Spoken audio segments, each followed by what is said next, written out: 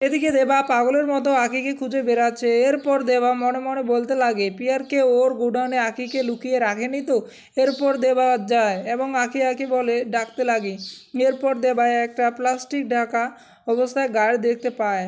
তো তখন সেখানে গিয়ে খুঁজতে লাগে, তো সেখানে কিছুই পায় না এবং কাঁদতে কাঁদতে খুব কান্না করতে থাকে। অন্যদিকে পুষ্পও খুঁজে বেড়াচ্ছে ঝিলিককে। সবাই বলে আমরা কেউ দেখিনি।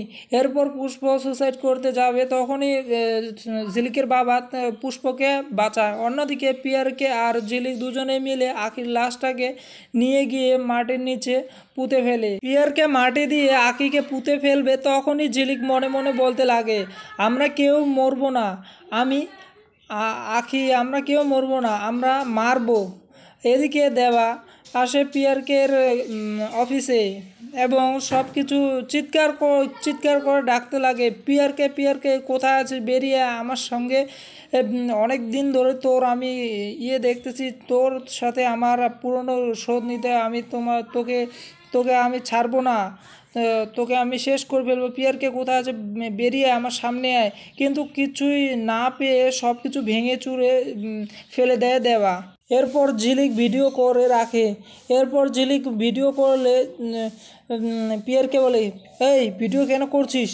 তখন এই ঝিলিক বলে, আপনাকে আমি বিশ্বাস করব কি করে যে আপনি যে আঁকিকে খুন করলেন, যে আঁকিকে মেরে দিলেন। এটা একটা প্রমাণ রাখার জন্য ভিডিওটা করছি, নইলে তো পরে আমাকে আপনি আবার দোষারোপ করতে পারেন না, তাই জন্য। এরপর ঝিলিক পিয়ারকে বলে চলুন। তখন পিয়ারকে বলে কোথায়? ঝিলিক বলে আপনার বাড়ি, ছাতাবাড়িতে।